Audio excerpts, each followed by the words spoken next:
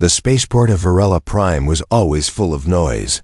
Engines roared as ships landed and lifted off. Traders shouted about their goods, and the smell of alien spices filled the air. Ethan Cross stepped off the repair deck and pulled his jacket tighter. His cargo ship had been damaged in a meteor storm, and now it sat in Bay 19, waiting for a mechanic who charged too much and worked too slowly. His stomach growled, reminding him that he had not eaten since the previous day. He began walking through the market streets of the station, searching for a food stall that did not a month's pay for a single meal. It was then he noticed her, a cloaked figure, moving quickly, her head low, weaving through the crowd like a shadow. Two tall armored guards followed close behind, their helmets reflecting the neon lights of the station. The way they moved made Ethan feel uneasy. They were hunting her. The woman glanced over her shoulder, then straight ahead, and for a brief moment her gaze met his. Her eyes were bright, almost glowing, and in them was something he could not name, fear mixed with urgency. Before he could step aside, she bumped into him, her hand gripping his arm tightly. "Help me," she whispered, her voice sharp but soft, "and I will give you something no human has ever had." Ethan froze. He opened his mouth to speak, but the guards were already shouting, "You there! Did you see a cloaked woman?" One of them demanded. Ethan glanced at her, still gripping his arm, then back at the guards. He should have said no. He should have walked away. Instead, he felt a strange pull, something telling him to protect her. "No," he said, "haven't seen anyone like that." The guards stared at him for a moment, then pushed past, scanning the crowd. The woman tugged his arm, pulling him into a narrow side alley between two metal structures. They moved quickly, the sounds of the marketplace fading behind them, replaced by the hum of the station's engines. Ethan looked at her cloak. It was torn at the edges, marked with faint symbols that glowed faintly under the dim light. She stopped in front of a locked maintenance door, placed her hand against a panel, and the lock clicked open. They slipped inside, the door closing behind them with a heavy hiss. The narrow corridor smelled of metal and ozone, the walls lined with cables and steam pipes. Finally, she pulled back her hood. Ethan blinked. Her hair shimmered like liquid silver, flowing down past her shoulders. Her skin had a faint golden hue, and her eyes violet, glowing faintly like twin stars, locked on him with intensity. A small symbol rested just below her ear, a crest he did not recognize. "I am Princess Liara of the Seraph Dominion," she said calmly, "and you have just saved my life." Ethan shook his head, still trying to process what he was seeing. "Princess? Your royalty?" he asked. "Yes," she replied. "And those guards are not here to protect me. They are here to take me back, by force." Ethan reached into his pocket and pulled out a ration bar, unwrapping it and offering it to her. "You must be hungry," he said. Liara took the bar, looked at it, sniffed it, then set it aside. "I am not here for food," she said, her voice lowering. "I need something far more important. Something forbidden's in my world." Ethan frowned. What could be more important than staying alive? He asked. Her violet eyes did not waver. "I will tell you," she said. "But first, you must help me escape this station." Somewhere outside, the distant thud of boots echoed through the corridor.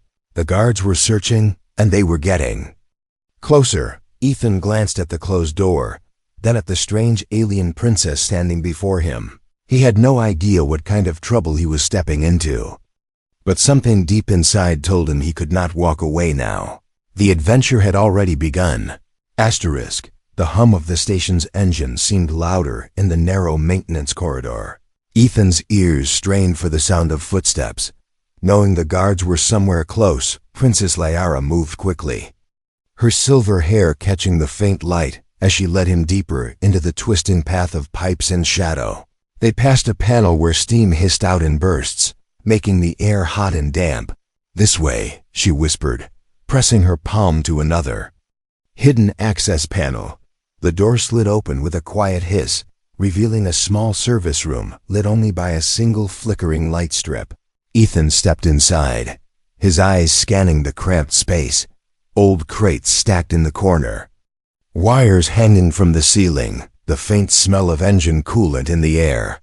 Liara closed the door behind them, then turned to face him fully. Now in the stillness, he could see her more clearly. Her face was flawless, the kind of beauty that seemed too perfect to be real, her golden-toned skin almost glowing in the dim light, her violet eyes deep and alive, like a starry sky on the side of her neck.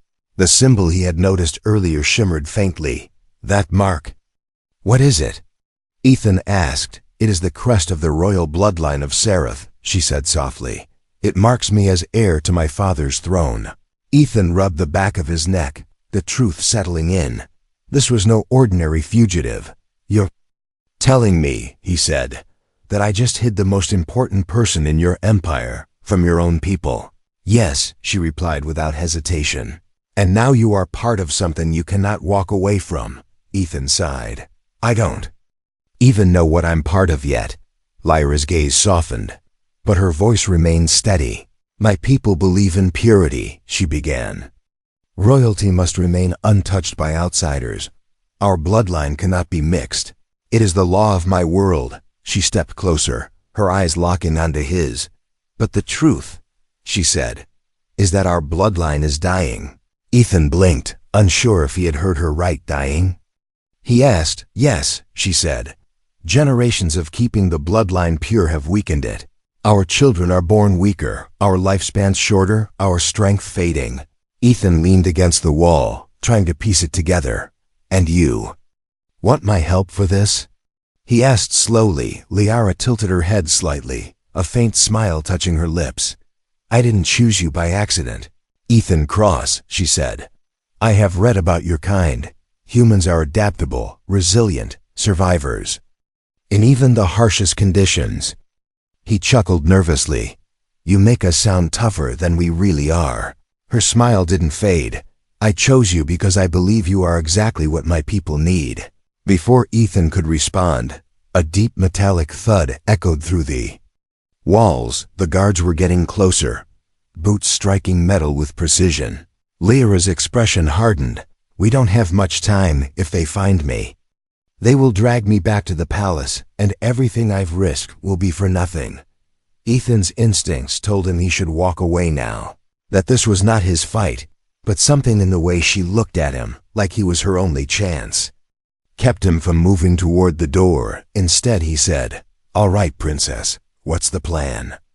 Her lips curved in a faint, almost mischievous smile. We get to your ship, Ethan frowned. My ship's not even ready to fly yet. Then we make it ready, she replied simply. Another loud metallic clang echoed nearby, the sound of something being forced open. Ethan grabbed a small tool from the crate, not as a weapon, but as something to feel less empty-handed. Liara moved to the wall and pressed another hidden panel. A small section slid aside, revealing a narrow vent. Shaft, this will take us to the lower docks, she said. Ethan glanced at the cramped space. You're kidding. She wasn't, without another word. She climbed into the shaft with graceful ease, her silver hair catching the dim light before she disappeared inside. Ethan muttered to himself, Guess I'm going in too, and followed. The shaft was tight, the metal cold under his hands and knees. Every sound they made seemed too loud. From somewhere behind, faint voices echoed. The guards had entered the service room. Ethan kept crawling, the air in the shaft warm and stale, until a faint blue light appeared ahead.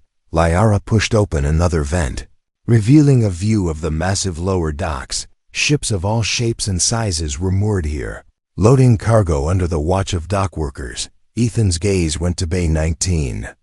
His ship, still sitting half dismantled under the repair lights. Liara looked at him, her violet eyes glowing faintly. That's our way out, she said.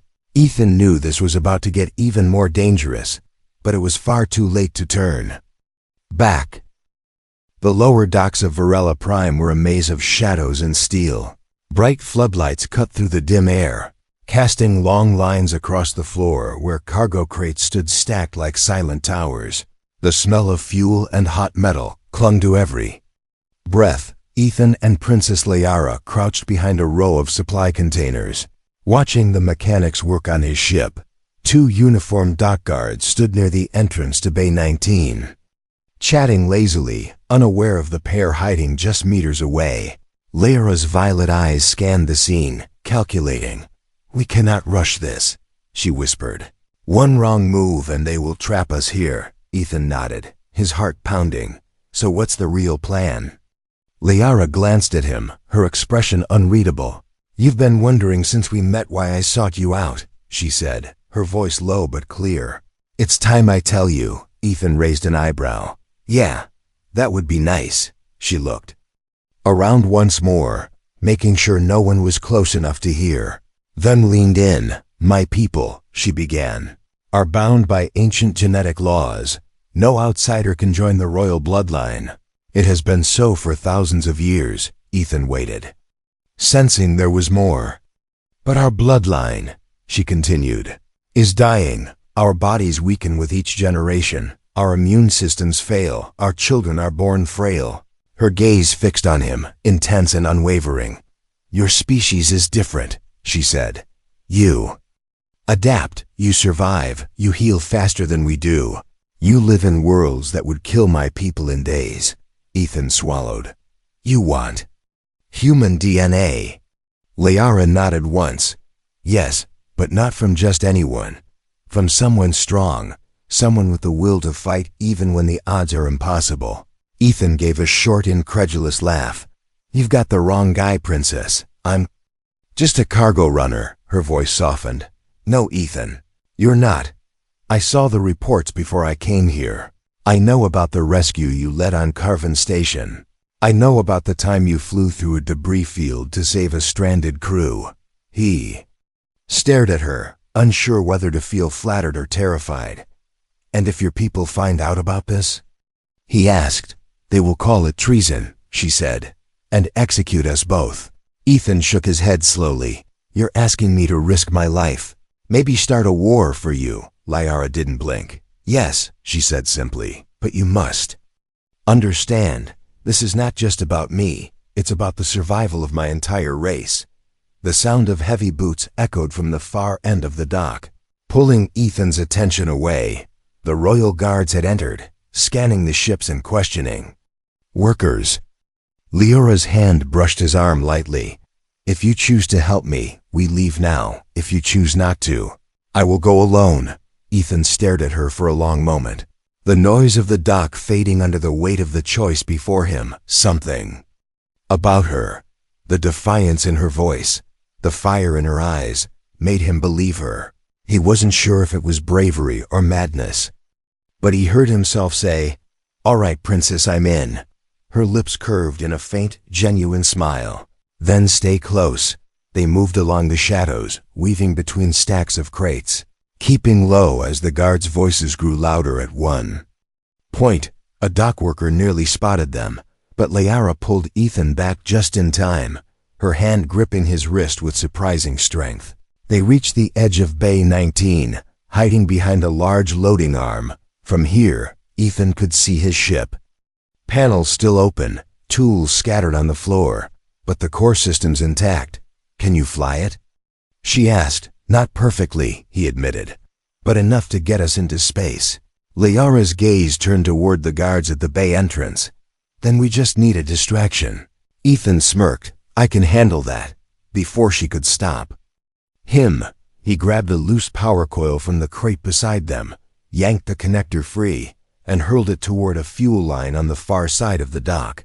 The impact caused a small explosion of sparks, alarms blaring instantly. Dock workers shouted, running to contain the damage, and the guards rushed toward the smoke. "Go," Ethan whispered. They sprinted across the open floor, their footsteps drowned by the chaos. Within seconds they were inside the ship, Ethan sliding into the pilot's seat and powering up the systems. The engines hummed to life, lights flickering. Across the console, Liara stood behind him, her voice steady despite the urgency. "Once we're in space, I will tell you everything, including what the forbiddance part truly means." Ethan glanced back at her. "What you've told Me isn't forbiddance enough. Her eyes held a strange mix of hope and danger. No, she said. What I truly want from you would shatter more than just my people's laws. Outside, the alarms grew louder, and the docking bay doors began to close. Ethan gritted his teeth, pushing the throttle forward. If they didn't make it now, there would be no second chance. The ship's engines roared to life, the vibrations running through the deck like the heartbeat of a waking giant. Ethan's fingers flew over the controls, bypassing safety checks, forcing the flight systems online. The docking bay doors were lowering, massive steel plates moving together with slow, crushing finality. Liara stood at the viewport, watching the gap shrink. "We have seconds," she warned. Behind them, shouts rang out as guards poured into the bay, weapons raised, their armor gleaming under the harsh floodlights. Blaster bolts cut through the air, scorching the hull, the sound sharp and electric. Ethan slammed the throttle forward, the ship leaping ahead. Landing gear retracting in mid-roll, a bright warning flashed on the console, collision alert, but he ignored it. The gap in the docking doors was barely wide enough now. "Hold on," he shouted. The ship tilted sideways, scraping metal as it squeezed through the narrowing space, sparks bursting along the edges. Then, with a deafening blast, they were out. The darkness of space opened before them, studded with the cold light of distant stars. Liara let out a slow breath, but her relief was short-lived. "They'll send pursuit ships," she said. "The Royal Fleet keeps a patrol in this sector." Ethan didn't doubt it, and he was already seeing movement on the radar. 3 blips appeared, closing fast. He switched power to the aft shields, his eyes scanning for an escape vector. A bright flare lit up the rear camera. The lead ship had already locked weapons on them. "Can this thing outrun them?" Liara asked, her voice calm but her hands gripping the back of his chair. "Not for long," Ethan replied. "But we don't have to outrun them, we just have to outfly them." The first volley hit, shaking the cabin. Alarms blaring, Ethan banked hard left, sending the ship into a narrow asteroid drift just beyond the station. Chunks of rock, some the size of small buildings, floated silently, spinning slowly, their surfaces glowing faintly from reflected starlight. The pursuing ships followed, their engines flaring bright. Ethan weaved between the rocks, the ship's hull groaning under the strain of sudden turns. One of the smaller enemy ships clipped an asteroid, spinning off course in a burst of flame. "That's one down," Ethan muttered. The other 2 stayed close. Relentless, a blast struck their rear shields, making the lights in the cockpit flicker. "We can't keep taking hits like that," Liara said. Ethan's mind raced, searching for an opening. Ahead, he spotted a massive asteroid with a jagged split running down its center. A narrow gap just wide enough for them to slip through. "That's our ticket," he said. He dove toward the gap, the enemy ships closing in. The walls of the split were sharp and uneven, glowing faintly with traces of mineral deposits. Ethan threaded the ship through, hull scraping against rock, leaving trails of molten metal. One of the pursuers tried to follow too tightly and clipped the rock face, exploding in a shower of fire and debris. The final enemy ship pulled back slightly. Wary, Ethan emerged from the gap, flipping the ship in a sharp half-roll, his fingers dancing over the weapons control. A single torpedo streaked out, hitting the last pursuer dead on. The explosion lit the darkness like a small sun before fading into silence. Liara stepped closer, her voice softer now. "You're better than I expected," Ethan smirked. "You're not so bad yourself, Princess." But the smile faded when he looked at the long-range scanner. More blips were appearing at the edge of the system. Larger ones. "The fleet," Liara said, recognizing the pattern instantly. "We can't fight them." "Didn't plan to," Ethan replied, rerouting power to the hyperdrive. The ship shuddered as the drive charged, energy readings spiking outside. The first of the fleet's warships dropped out of hyperspace, massive and menacing, their weapon arrays glowing like hungry eyes. The targeting alarm screamed. Ethan gritted his teeth. Not today. The stars stretched into long lines as the hyperdrive engaged. The warships vanishing behind them, in the quiet hum of hyperspace, Liara finally spoke, her voice carrying something heavier than before. "You've earned my trust, Ethan," she said. "Now you deserve the whole truth." Ethan glanced at her. "More than what you told me in the dock?" She nodded, her eyes locking onto his. "What I want from you is not only forbidden by my people. It is something that, if we succeed, will change the balance of power in the galaxy forever." Ethan leaned back, exhaling slowly, knowing there was no turning back now. The stars outside the viewport streamed past in thin silver lines, the hum of the hyperdrive steady like a deep, constant heartbeat. Ethan sat in the pilot's seat, his hands still resting on the controls, even though the ship was safely on course. "Princess." Liara stood behind him, her silver hair drifting slightly in the recycled air. Her gaze fixed on the endless flow of light beyond the glass. Neither of them spoke for a long moment, the silence carrying the weight of everything they had just escaped. Finally, Ethan broke it. "All right, Princess, you said you'd tell me the whole truth." Liara stepped closer, her reflection shimmering faintly in the viewport. "What I want from you is more dangerous than the fleet we just outran." Ethan glanced over his shoulder. "You've got my attention." She moved to the co-pilot's seat, sitting with a grace that seemed practiced for royal courts. But her voice was stripped of ceremony. "My father, the Emperor of the Seraph Dominion, rules with the belief that purity is power," she said. "He would see our people die before allowing our bloodline to be altered."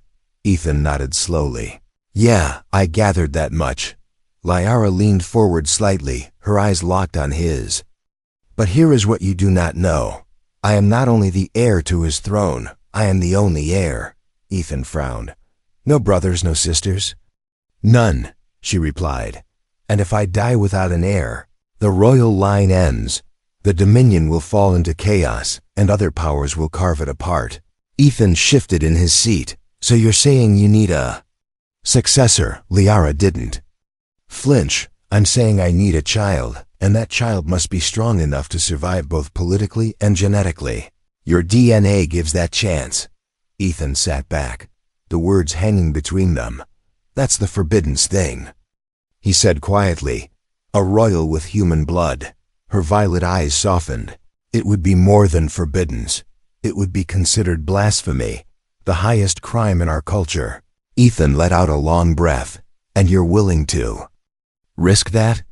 Liara's voice held no hesitation. "I already have, by running from the palace, by choosing you." Ethan leaned forward, his elbows resting on his knees. "You could have chosen anyone, why me?" "Because you are not loyal to my court. You have no stake in my politics. You have nothing to gain except the choice to help," she said. "That makes you dangerous to them, and valuable to me." Ethan chuckled under his breath. "That's one way to put it." Her tone grew quieter, almost fragile. "Ethan, if you say no, I will not force you. I will find another way, even if it costs me my life." He studied her face, seeing not just the beauty but the exhaustion in her eyes, the weight she carried alone. "All right," he said finally. "Let's say I agree. What happens then?" Liara leaned back in her seat. "Then we disappear, far from Seraph space, far from human colonies, until it is safe to return." Ethan raised an eyebrow. "Safe for you? Or for the child?" Her lips curved into a faint, almost sad smile. "Both." Before Ethan could respond, the ship's console beeped softly, a proximity alert. He turned to check the screen, frowning. "That's not the fleet. Too small." Liara rose from her seat, moving to stand beside him, her expression sharpening. A single vessel had dropped from hyperspace ahead of them, blocking their path, its hull painted in deep red and black. "That is not a fleet ship," Liara said, her tone darkening. "That is a bloodseeker." Ethan glanced at her. "That's supposed to mean something to me?" "They are assassins," she explained, "sent by the royal court to remove threats quietly, and without witnesses." The vessel turned slowly, its weapons locking onto their ship. Ethan's fingers tightened on the controls. Looks like the bargain will have to wait until we deal with your assassin friend. Leora's hand rested briefly on his shoulder, her voice steady. Do not underestimate them.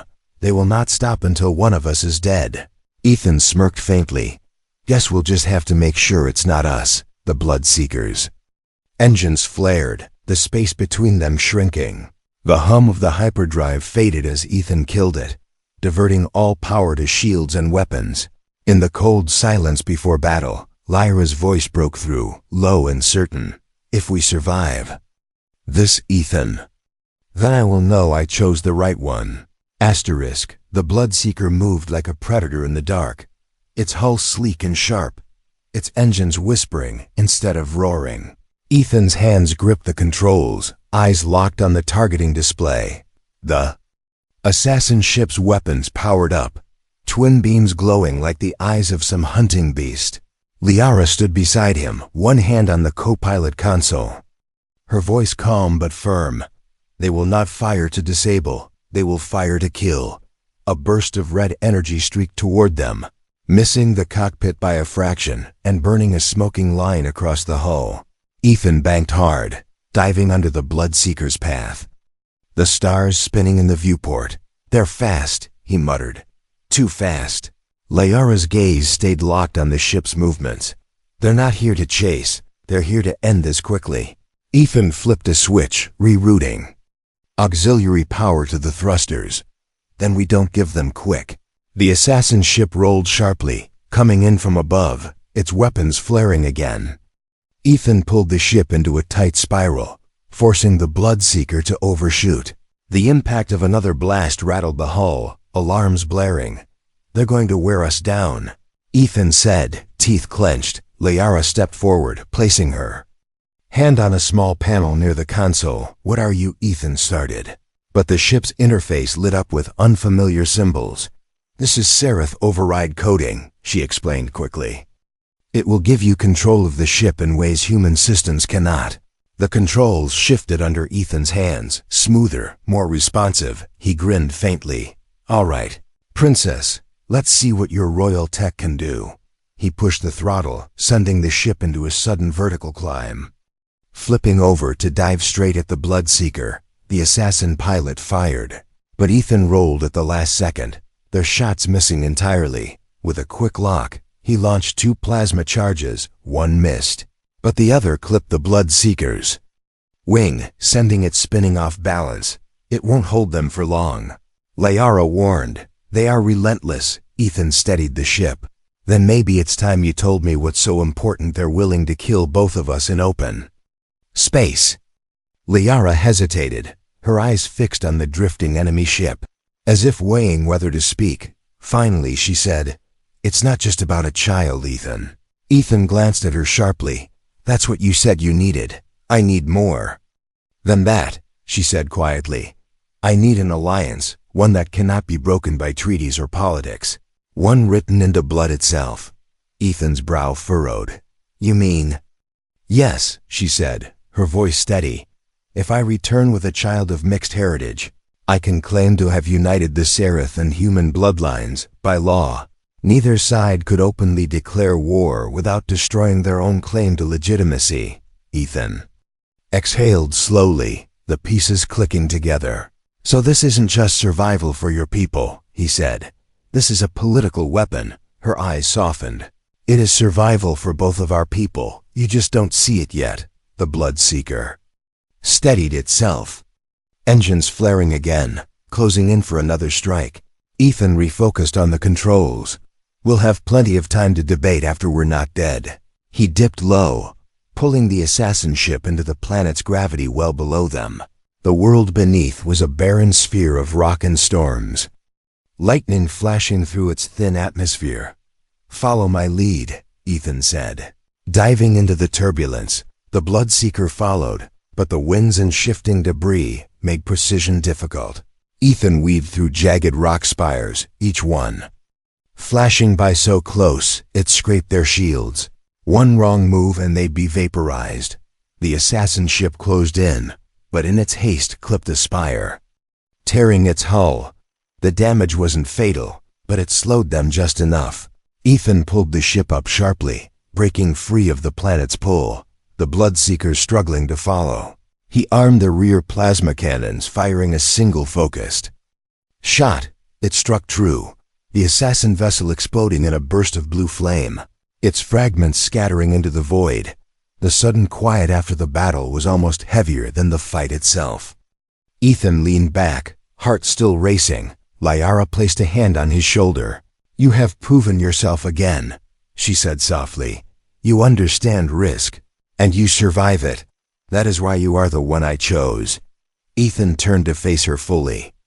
"And what happens when we get to wherever we're going?" Her gaze drifted to the endless stars ahead. "Then, we begin the part of this journey that no one can ever know about." Ethan had the feeling that whatever came next would be far more dangerous than any assassin in the stars. The hum of the engines was the only sound in the cabin, steady and low. Ethan sat in the pilot's seat, eyes fixed on the scattering of stars beyond the viewport. The battle with the Bloodseeker had left the ship bruised, shields weakened, and power reserves running low. Princess Liara sat across from him, silent, her violet eyes reflecting the starlight like distant fire. They had not spoken for nearly an hour, each lost in their own thoughts. Finally, Ethan broke the silence. "So, where exactly are we going?" Liara leaned forward, resting her hands on the table between them. "There's a place beyond both our territories, a neutral world, hidden in a nebula. No royal fleet will follow us there." Ethan raised an eyebrow. "And when we get there?" Her gaze did not waver. "We disappear, for as long as it takes." Ethan leaned back in his chair, letting out a slow breath. "You're asking me to give up my entire life?" "I am," she said softly, "because what we will create together is bigger than either of our lives." Her words hung in the air, heavier than any threat he had faced so far. "You're certain this is the only way?" he asked. Liara nodded once. "If I return alone, I will be forced into a political union, one that will destroy my people's future, and eventually yours." Ethan looked away, the stars blurring in his vision as the weight of the decision pressed down. He had run cargo through war zones, smuggled goods past blockades, even saved strangers from dying in the cold of space. But this was different. This wasn't about a quick job or a single rescue. This was about changing the fate of two civilizations. Lyra's voice was quieter now, almost vulnerable. "Ethan, I can find another way if I must, but I don't want another way. I want you." He turned back toward her, meeting her gaze, and saw not just a princess, but someone who had risked everything to take control of her own destiny. "And if I say yes?" he asked, her lips curved into a faint smile. "Then we begin a journey that will never be written in any history book, but will change history all the same." Before he could answer, the console chimed. An incoming transmission. Ethan moved to the pilot's seat, tapping the control. A holographic figure appeared, a human, wearing the insignia of the Galactic Council. "Ethan Cross," the man said, his voice formal but tense. "You are ordered to surrender your vessel and the Seraph Royal currently aboard. Failure to comply will be treated as an act of treason." Ethan felt his stomach twist. How did they even know? Liara stepped forward, her voice cutting through the transmission. "Counselor, if you value the survival of your own people, you will let this ship go." The counselor's face hardened. "Princess Liara, you have no authority here." Her eyes narrowed. "I have more authority than you understand." The transmission cut abruptly, replaced by the flashing red of a proximity warning. Two Galactic Council cruisers had dropped out of hyperspace ahead, blocking their path. Ethan's hand hovered over the throttle. "Looks like your plan just got a lot more complicated." Liara's voice was steady. "No, it only makes the choice clearer." Ethan looked at her, really looked at her, the unshaken defiance in her posture, the certainty in her eyes. If he turned her over, he could go back to his life, free of war, free of royal politics, free of danger. If he refused, He would be branded a traitor, hunted by both the Seraph Dominion and the Galactic Council, and yet, some part of him already knew the answer. He reached for the throttle, fingers tightening. Liara placed her hand over his, her touch warm and steady. "This is the moment, Ethan," she said softly. "Do we run? Or do we change the galaxy?" Ethan met her gaze, the sound of the cruiser's weapons charging echoing faintly in the background. Then, without another word, he slammed the throttle forward, the stars stretching into light as they jumped to hyperspace. The galaxy would never be the same.